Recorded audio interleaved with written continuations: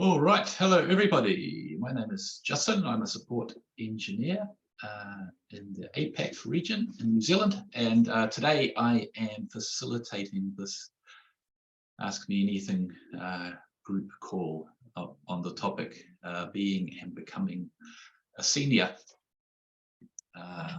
It was thought to be a good idea for us to get some real live senior SE experience communicated to people. And so today we have Ben and Anton on the call as our representative SSEs, and we will be bombarding them with some of the questions from the document that have been supplied by various people. And really the format today is I will take the questions from the pool in the document and we'll go through them. I'll ask them, and Ben and Anton can give us their sort of 1 minute response. And if anyone does have follow-up questions to ask, feel free to jump in, and we'll just see how far we get through the questions today. So if that all sounds okay, we'll just go through them in order. And I'm just going to copy them from the pool down into the meeting section as we go. So the first question, and I guess we can start with you, Anton, is how often do or did you update your promotion document, and do you keep track of your wins as you go? Thanks, Justin. So in terms of how often I kept my promo doc updated, it really depends. So it's more of a when the situation arises. So if there's anything notable like discretionary bonuses, or you've received a thanks in the thanks channel, or you've done something really cool like built a complimentary project that you've shared with the team, those are the types of things I like to keep a record of, and especially anything in Slack. So because of the 90-day retention policy, I just take a screenshot of the conversation or the reacts as such. The other thing to keep in mind is a lot of our work is transparent with issues and AMERs and GitLab.com. So if you've been working on bug fixes or doc AMERs, it's all there. So I never really tracked all of that, because when it comes to writing your promo doc for real, it's already there for you to search up. So yeah. Okay, thank you. Ben, do you have anything to add to that?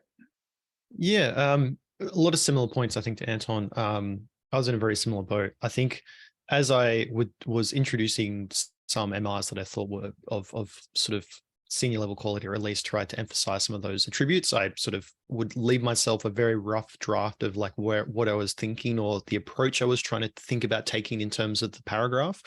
And that was more just my personal pointers. So for a very long period of time, it was very rough of just like, did this, and then tried to roughly match it to some of the credit values. But it took a lot of refinement for me over time in iteration to actually get it to a point where it was ready to go. I think it'll vary from person to person, but I think for some people, they may find it useful to do like a 30-minute, 45-minute retro at the end of a week, every 2 weeks. Really think about like, this is also good for your mental health. What did you do well this week? And think about how you could turn those into wins that could be shown on a promo doc. Great, thank you. By the way, I am not writing down notes. I saw Artie was typing some notes in there, but I am going to go back and listen to this at the end and update the questions just in case, or the answers, just in case you thought I had completely forgotten about that. All right, thank you both for the answer to that one. Let's move on to number 2, and you can start with this one, Ben, which is quite a big question, really open-ended question there. What do you think is the biggest difference between a support engineer and a senior support engineer? Yeah, It's definitely interesting. I mean, this has been my first experience in a bigger organization. So the fact that there's very much a differential between the sort of two roles was something that I had to sort of adjust.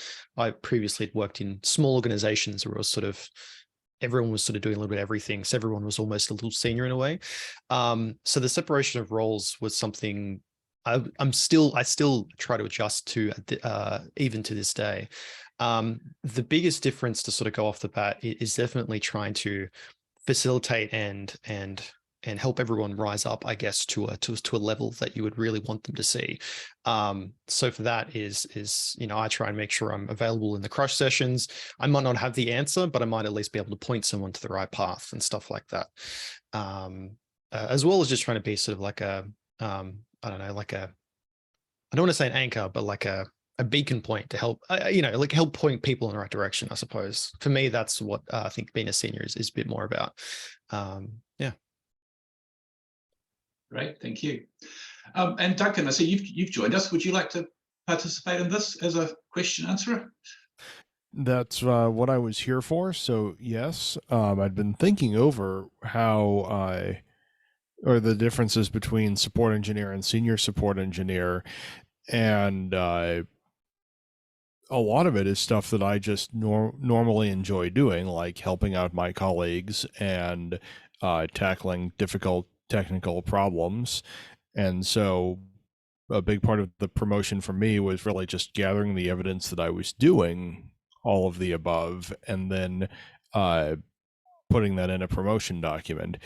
I kind of feel like a decent portion of the senior support engineer role here is partly knowledge in addition to just what you're doing. Like, not only would you have a better idea of how to troubleshoot various parts of the product, but you would also know where to go to get assistance with it, or where to go for next steps, and so on. Thank you. I think that's the biggest difference I would have.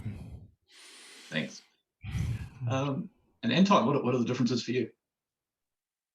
I think one of the main differences, just extending on what Ben and Duncan have already talked about, is you do focus a lot of your time assisting and helping others on the issues that they face. So, as Ben said, you don't need to know the answer to everything, but if you know how to move something forward, that's really powerful. And actually instilling that knowledge with intermediate support engineers as well on how they can actually seek the answers themselves. So one of the things I like to do as a senior is kind of seek out the subject experts within the support team and really get to understand, the capabilities there, and also build relationships with the product team. So, if you do get to a point where you've exhausted all the avenues in support, you can approach a specific product team, and if you have a relationship with the backend engineers already, it definitely makes troubleshooting problems a lot more seamless. So yeah, that's what I have to say on that. Thank you. Yeah, no, that's a really good point about being able to do that, because that is a bit of a superpower around here. Getting away from feeling like you're on your own dealing with things. Yeah, let me just add one thing. Yesterday there was an emergency that had to do with upgrading a Postgres HA with Petroni and whatnot from version 11 to 12. And it's also about raising your hand to jump into the unknown waters. So straight away, I could tell I wasn't sure if I could help, but it's all about raising your hand and saying that I'm going to give it a go anyway, and maybe I'll learn something. And while I wasn't able to immediately help the customer, I did know who to seek out and bring onto the call to help me out. And actually, Michael Hart is on the call right now, and he assisted in that call as well. So, just having that ability to, go in, get your hands dirty, and also bring in the people to help out is a very invaluable skill. Great, thank you. All right, question 3 should be, well, maybe it's an easy one to answer. Are you working towards staff support engineer or something else? Duncan, would you like to answer that one first? At this time, I'm not working towards staff support engineer, not because I don't want to do it, just because at the moment I'm still getting my head around feeling like I'm fully doing the senior support engineer thing, because I've only been here a couple of months now, and I'm figuring out what I would want my next career move would be, because, you know, staff support engineer may be a little bit broader than I'm looking for. I'm not sure at this point. Need to grow into the senior role first. Don't have enough gray hairs yet, as all of our seniors do. Some of our intermediates have grey hairs as well, but I don't think that's what you're talking about. Anton. So this question has been asked so many times amongst myself and my peers. So for those that don't know, I was previously a developer before I joined the support team at GitLab. Within the next year, I'm looking to advance my career in terms of deciding if I want to return back to development. If that eventuates, I'd preferably love to stay with GitLab. But, you know, once I've kind of decided if I want to pursue that or not, yes, I definitely will be pursuing stuff and moving rapidly towards that. So this is a conversation I've been having with my manager for some time now. So, yeah. Okay, thank you. Ben, where are you at with this? Yeah. So I have a lot of similarities to Duncan. I mean, I've been a senior since about August of last year, which 5 coming maybe on 6 months. I'm still trying to find a place where I feel like I can really contribute something as a senior in terms of be a DRI for something. So that's been a lot of my focus at this stage, just to really make sure I can feel like I'm a good fit for being a senior. I can actually really bring something to the table. So I previously discussed this in some APAC calls, but I'm trying to see if we can heavily start using Level Up as like a training system and stuff like that. So I'm thinking that could be my DRI for the time being. So that's been my primary focus. Would definitely start thinking maybe about staff further down the line. But for now, I'm very comfortable, I think, with trying to make sure I'm being as senior as possible, I think. Yeah, thank you. And I guess I should point out that, there's no expectation that people will always be wanting to progress either through the different roles. It's perfectly fine to just say I want to be an intermediate or a senior support engineer and I enjoy that work, and I'll just continue to get as good at it as I can. All right. Might just skip number 4 in our list of questions here. All right, so here's a question about timing. So how long did it take you from deciding, yes, I will be going for that promotion, to handing in the finished promo doc?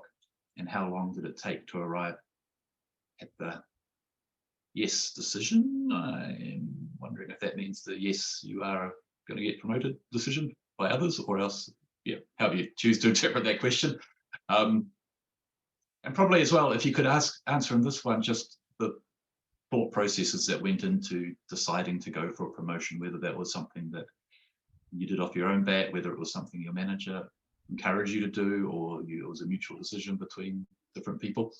So that sort of thing. If you could start with that one, and maybe Anton, if you could start with this. Yeah, sure, Justin. So this is an interesting question for me. It's my manager first raised the question on whether or not I'd pursue being a senior, and I kind of just laughed about it because I was like, yeah, right, I could never be a senior. And I think a lot of imposter syndrome and, you know, just my confidence wasn't really up to par at that point. And I think I just kind of treated it like a joke at the time. But, you know, with hindsight, I kind of realized that if your manager's telling you that you're probably ready for, you know, senior, then, you know, they're probably right, and you should probably trust them. So I think for a wee while, I was kind of in limbo over many months. And while I was collecting the evidence to support the promo doc, I mean, there was just at one point, I just decided, you know, there's a more crude way that I thought about it, but a nicer way of saying it is, what do I have to lose? I might as well give it a go. And once I actually wrote the promo doc, it took me probably just under a day from start to finish because I had built up all that evidence already.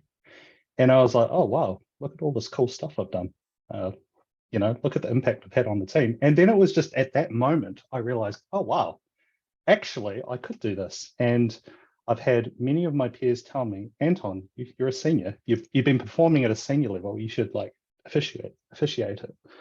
So, you know, once I handed it to my manager, oh, man, they were overjoyed. They were jumping up and down because it came out of the blue. And I handed it to them. And then within a week, you know, it goes through the other managers, I believe, to review. And yeah, I think just with a few tweaks, it was approved pretty quickly. So yeah, I was a bit in shock at the end of it, but yeah, that was my journey anyway.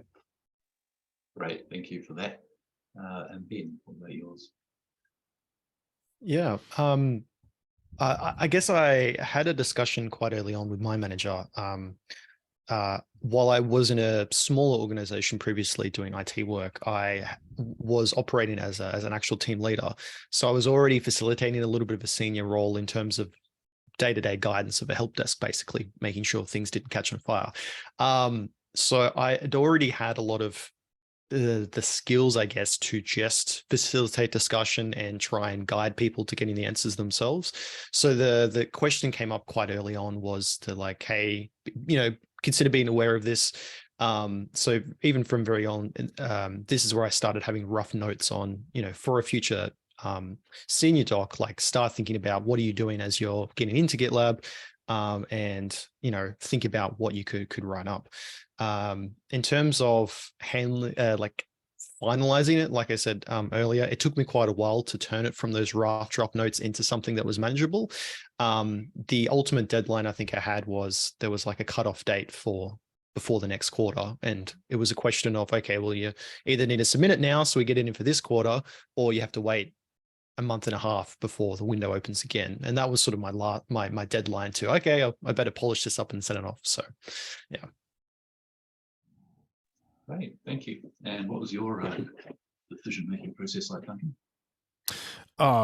It took me ages to get the whole thing written up because I do not enjoy, you know, writing up a document that talks about how I'm the most amazing thing since sliced bread, and not only am that amazing, but invented the concept of bread and slicing, which is the normal kind of modesty that I go for.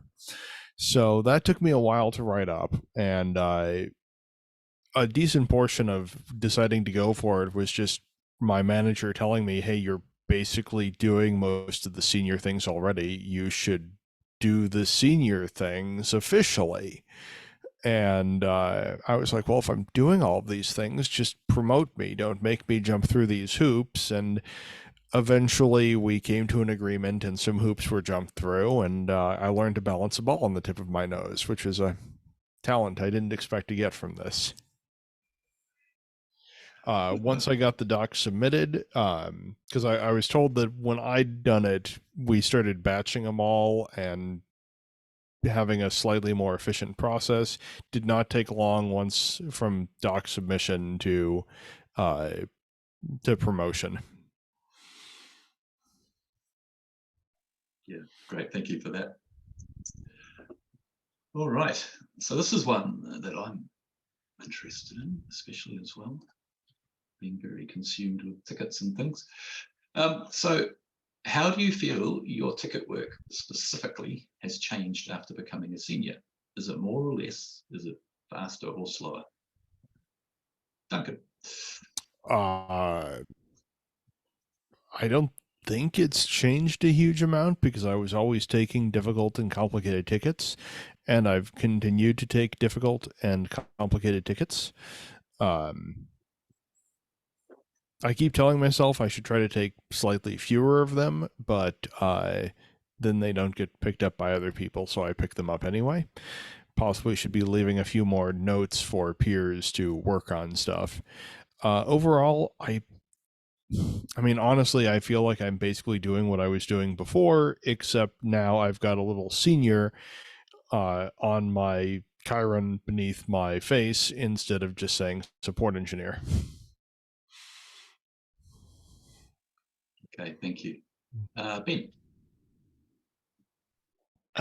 Yeah, look, I think it's something a lot of seniors have a bit of trouble with, because it's almost expected that you're reprioritizing a bit, and you're expected to shift the sort of ticket work that you're taking on. It's in a spreadsheet somewhere, I think, where it talks about the actual expectations of your breakdowns. I think it's in the performance review sheet. I'll see if I can add that to the agenda later, just so people can have a read of it. But that is meant to be a bit of a guide in terms of how much of your work day to day should be tickets. In regards to the tickets themselves, I think as a senior, there's a bit of a shift to trying to be someone that can come into an existing ticket to NRTs and try and be a force that helps push it forward. If not taking direct assignment, then just working with the engineer to see, like, how do we unblock it? How do we get to the next step? How do we at least get the next reply out? So that's been the most change, I guess, since I've taken on senior. I've definitely had to jump into a lot more tickets that I have no knowledge about, but we need to get an answer out, or we need to at least get to the next reply. And that's definitely been a change. I don't know whether I'd say that things are a bit faster or slower. I think NRTs are usually the ones that you get thrown in on are usually a bit slower or a bit longer. So that it's a bit hard to say, I suppose. Okay, thanks. And Anton. Yeah, so in terms of this question, I'm definitely doing less tickets, but that is a direct consequence of assisting other engineers with their tickets and getting them unblocked. So yeah, the focus has definitely changed there. It's also challenging as a senior to kind of view your results and the impacts you have on the team, because you can't just look at your ticket metrics for the week and be like, oh, I've done X amount of tickets, so I've done a lot of work there. A lot of that work is invisible. So that's just something to keep in mind in terms of a shift. And for me personally, I tend to pick up a lot of the breach tickets in the queue. And for more or less, when I look at them, I think maybe they were a bit difficult, or maybe there wasn't enough time. So I like to kind of clean those up a bit. And, one of the things as a senior is managers are going to ping you a lot more often, because they want people to help out with escalations and tricky tickets, emergencies, and yeah, you're the person to go to fix it. Well, not necessarily to fix it, but just get it moving and unblocked. So, yeah. Okay, thank you.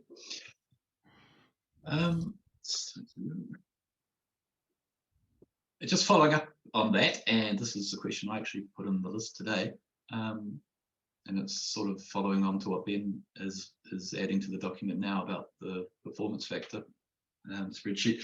How accurate or useful is the handbook information on the SSE role when applied to real life? And I guess what I'm wondering there is whether you follow that closely, or you're vaguely aware of it, or you more develop into your senior role based on your own personal sense of where your skills lie and what you can do to help. Yeah, Anton, could you answer that one?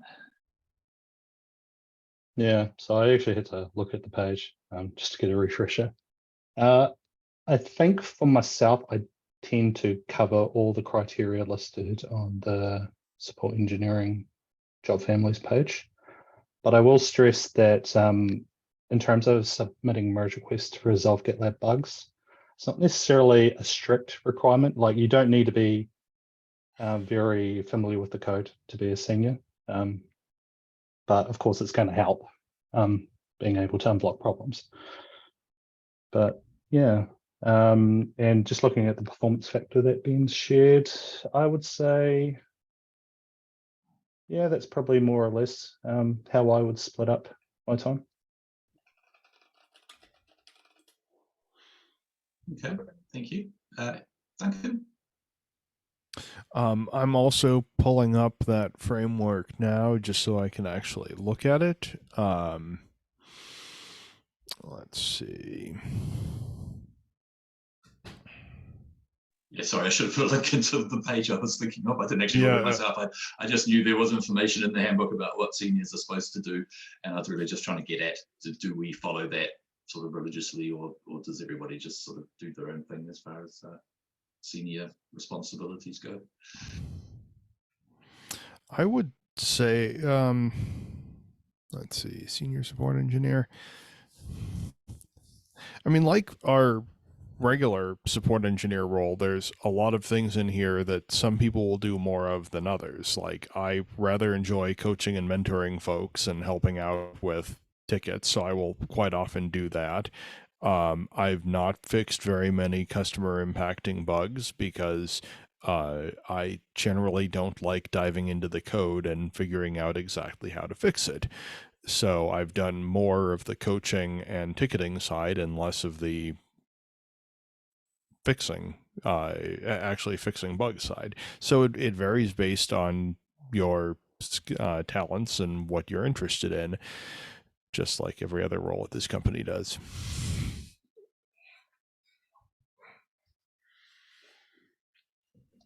Thank you. And Ben?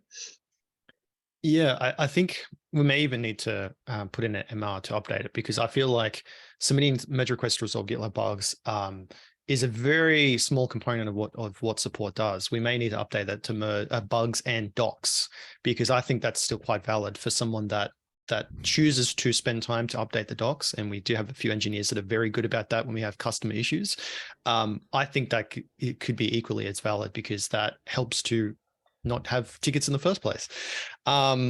So yeah, the wording might be able to change, but I think the criteria is very valid for what we do expect. I don't think I have expert debugging skills. A lot of the time I have to rely on the team to help me with stuff as well.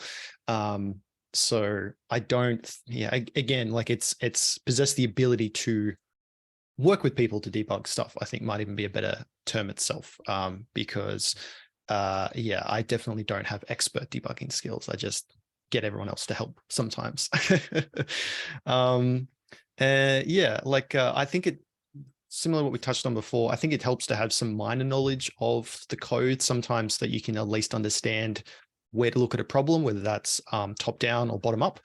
But you're not expected to understand the entire flow, including how does the database change things? What is the migration doing? So yeah, even just very basic stuff. Like I started doing very minor UX fixes and bugs and stuff. Like if something was just being weird, that's really easy to get into, I find, because you sort of just start to understand how is the UX side being displayed. So I think that's a good way to start.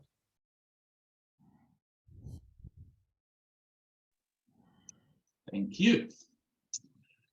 Right.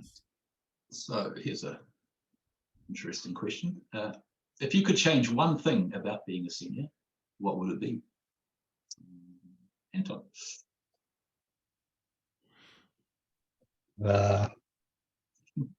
I really don't know. No emergencies. On-call shift, that would be cool. But no, I can't think of anything off the top of my head at this moment. Okay, thank you. Duncan. Likewise,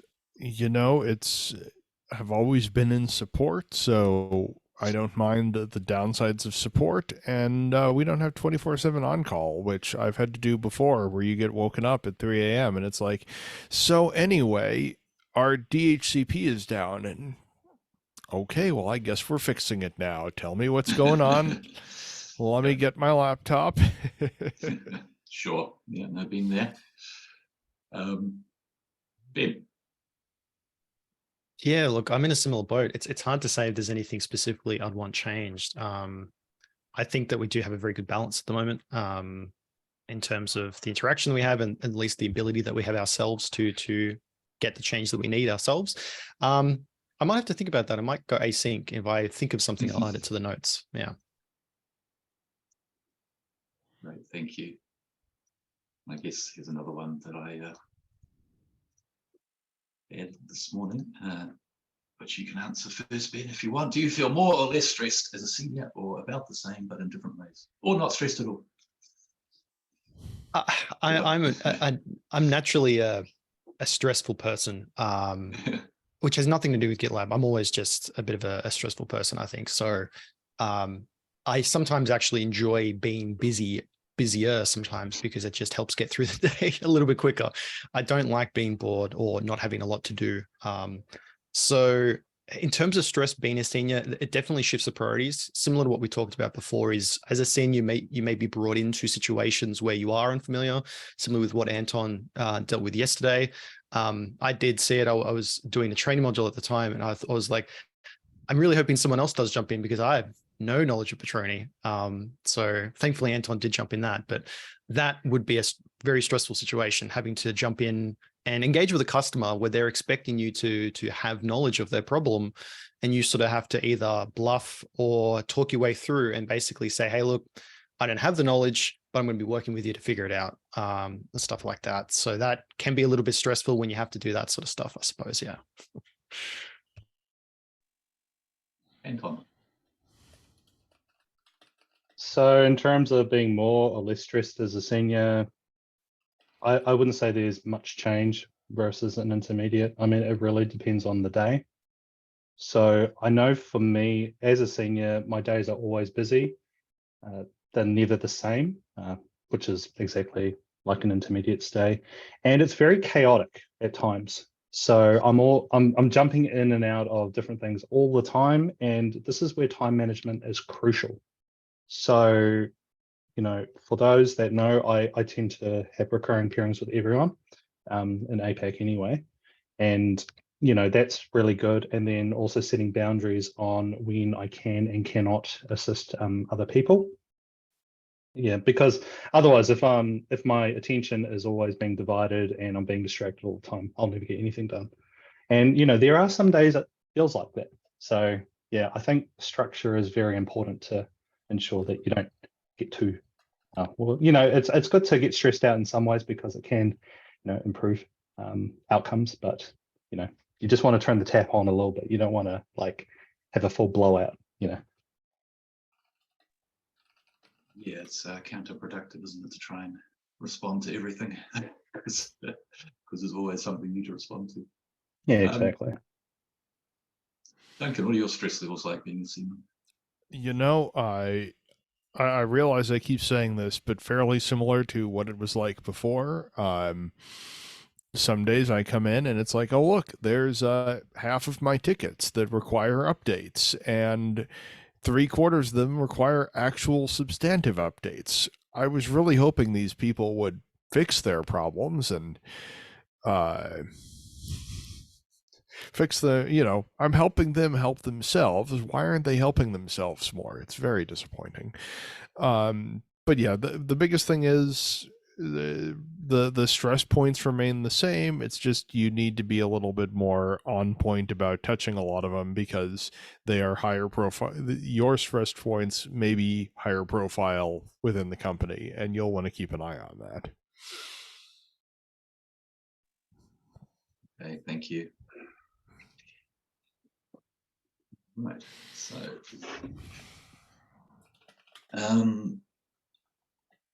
I'll stick with you, Duncan.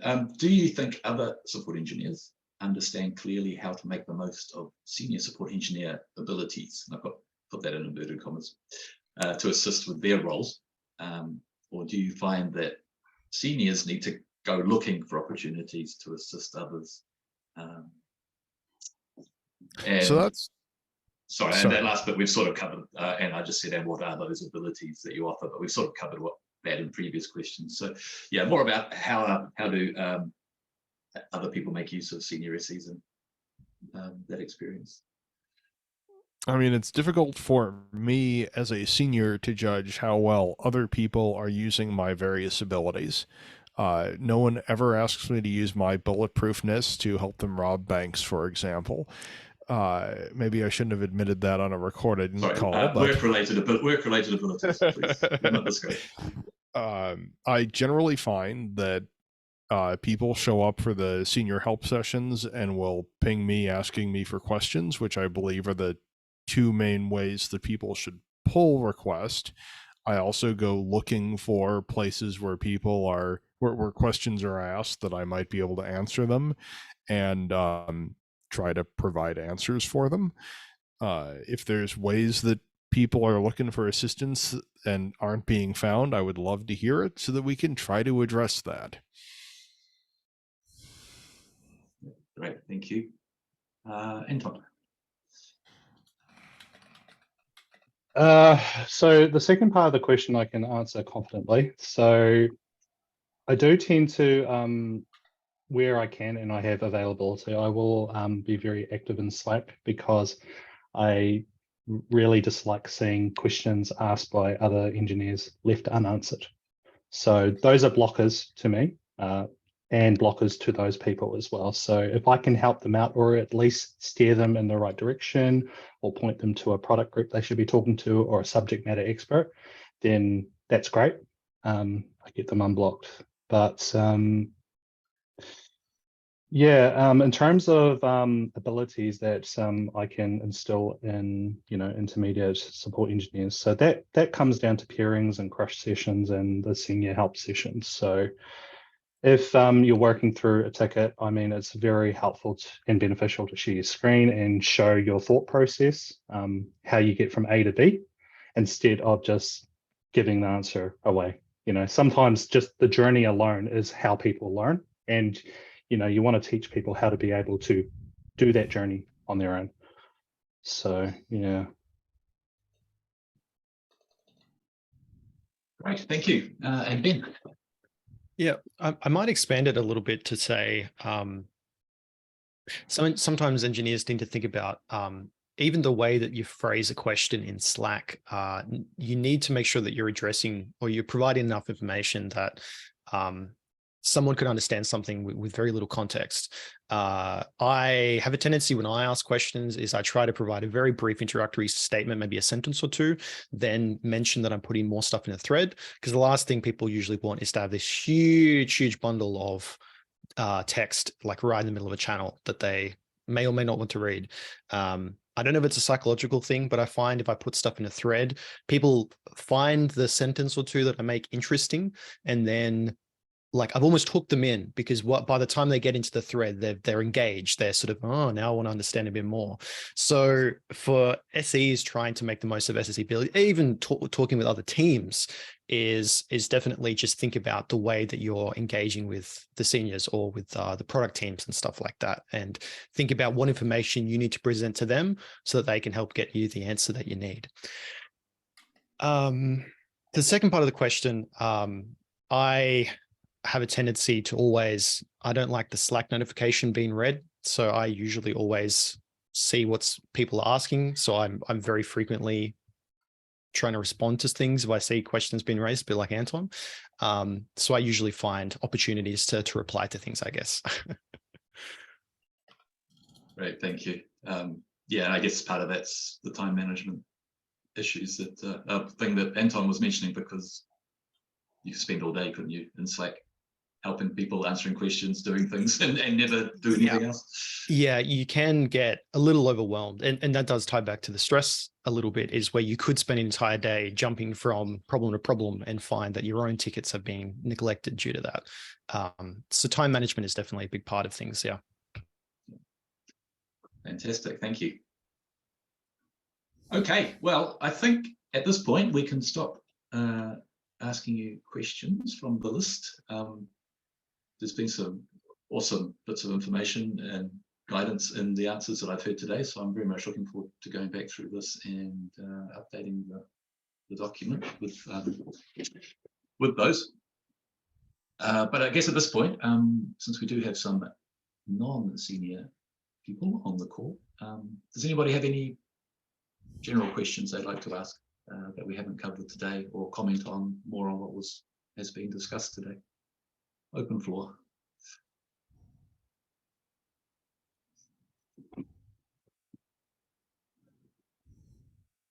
I think a big takeaway for me today has been the time management aspect.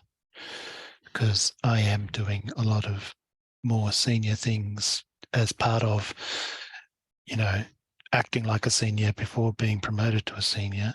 And I find where I'm failing at the moment is that I'll get caught away doing all sorts of things for other people, and at the end of the day, my own tickets are suffering. So have you got any sort of advice on the time management that you've been doing to counteract that?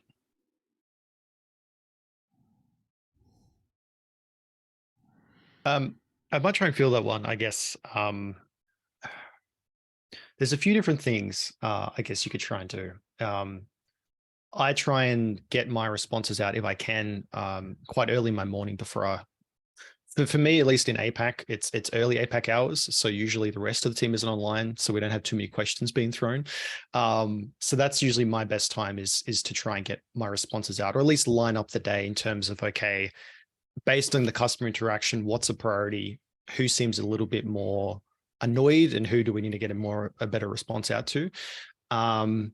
The second part of it is even just communicating with the customers sometimes to let them know what's going on.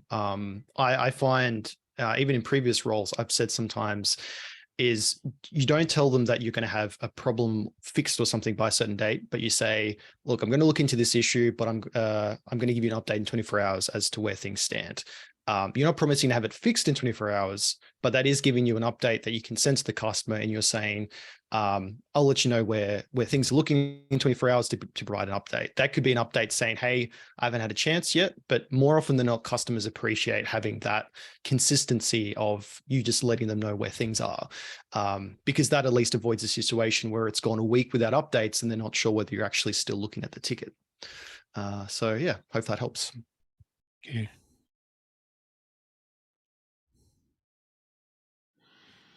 Just to extend on that, yeah, all the points that Ben raised, yeah, I do practice myself.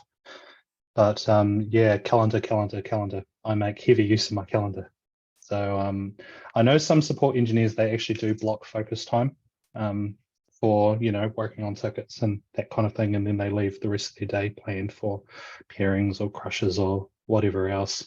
But I know for me, the key thing is it's actually really hard to actually balance out your incoming ticket work with whatever else is happening at the time, because there could be escalations going on, there could be emergencies, or, you know, something that you really want to train up on.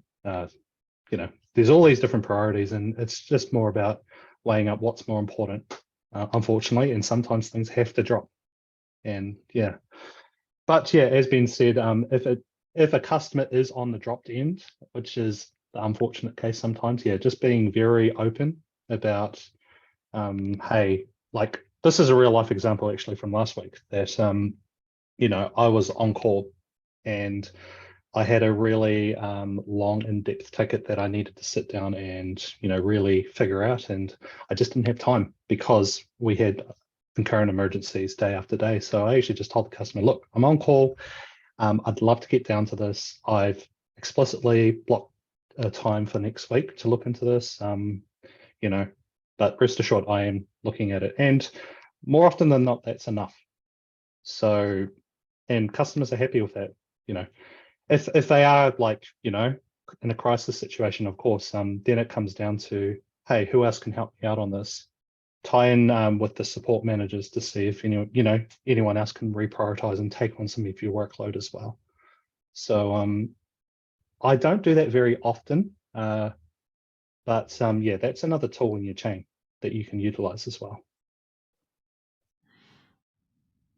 Yeah, just letting customers know, hey, I'm sorry, I'm not going to be able to work on this today, but tomorrow looks good, you know, just as an example. Lets them be on the same page, and if they need it sooner, they can just come be like, hey, I need this, and like Anton said, we sort it out at that point. Typically, I would just blindly assign that to some hapless regular support engineer. I'm sure they'll figure it out. I'll just add a note that it's important to keep in mind a lot of the time we're dealing with engineers that have been in similar situations. So they will understand if you make it clear, like it's true, like, hey, sorry, I'm on call. You know, the engineer's probably been on call. They've been in that situation where they haven't been able to do stuff. So always keep that in the back of your mind as well, where if you just make it clear, they're probably been in the exact same boat. So And just a final note from me, Mike, if it helps, there have been days, you know, even in my senior role, that I have 3 or 4 tickets that are, you know, going to breach by the end of the day, and I just don't have time. So, you know, I remember not to really stress out about it too much. So I try to be very strict with my working hours now, to just keep my mental and, you know, stress all down.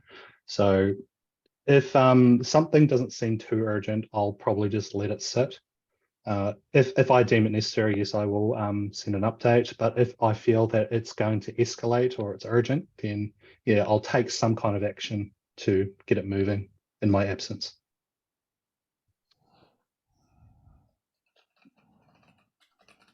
All right. Thank I know you. I said I wasn't going to answer questions, but I will interject with this one. Only because I will say that, like, I think when you're a senior for a while, and I know that I say this partly because I think some of the seniors that are here today answering questions haven't been in the role quite as long. And this is true beyond senior too, right? That you do start getting a sense of like how much you can take on while also spending a certain amount of time helping others, right? So it's about finding that balance, and you start getting a sense of the cadence for yourself and the flow of like, okay, how many tickets do I think I can take on a regular basis versus like, you know, how much based on how much time I'm often spending. And sometimes you have to consciously actually balance that. And I will say that personally, I've had to do that. Like Anton, I don't like Slack messages that sit there without answers and stuff like that. And I'm, you know, you all know me by now, like I'm always on Slack answering questions. And so sometimes I actually have to purposely actually pull myself back from that. And so much like Anton says, like keeping us, and even Ben, like keeping that sense of like when you start your day, how many tickets do you have? How many of them are open? And even if they're not open, how many of them might be like a higher priority or like a you know, a higher touch requirement that might come back during your day. So it's not just thinking about what's open, it's about thinking about what do you have and how much time that might take. And so it really is just being more conscious about prioritizing your time and how that works. But really it's experience, it's time and experience that will help you learn like how it works for you. Yes, thank you, Artie. And I guess part of that is not being triggered by FRT ticket breaches popping up in various places, because we are made very conscious of FRTs and things, but that is only a small part of the overall job here, even if it is something the you know, management like to report on. I think learning when to say no, because is also something that I'm hearing from all of you. Thank you. Yeah, that's one of the tough things about support. Everybody who's in support, I think, likes helping people. So it is very frustrating when you are sitting there and somebody is like, I would like the helps, please. And you have to be like, I'm sorry, I used up all of my helps. The superpower is temporarily depleted. I hate it when that happens. I would like to help you, and I've got this other pile of people that need to be helped over here. So I hope somebody else helps you. Yes, very good point, Duncan. Oh, okay, everybody, we're sort of at time now. So that's been a really good discussion today. Thank you all for coming along and participating. As I said, I will go through and update the meeting notes in a short while. And there are 2 more of these sessions being held in the different regions where the same questions and new questions will be asked and answered. So if you are interested in following those along with those, there'll be recordings made in due course, I'm sure. Otherwise, thanks again, and everybody have a great day.